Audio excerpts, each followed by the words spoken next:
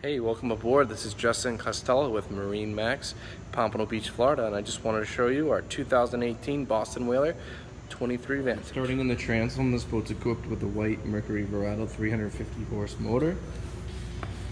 And this does have the fishing package, which gives you the rod holds in the transom, tow grab rail on the port and starboard. We got a nice freshwater shower here right when they walk in on the starboard side entryway. Nice large flip down seat with the backrest that comes up nice and high on your back. Very comfortable when you're traveling long ways in the water. There's a stanchion base there for a cockpit table. Coming over here, we have the Corian countertop surface, Yeti cooler, freshwater sink.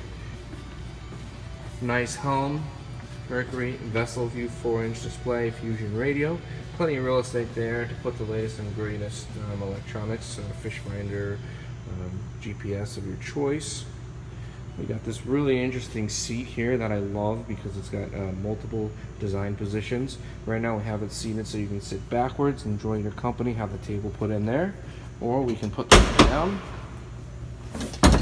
and now we can have lounge backwards, put the seat up, and now we can lounge forward.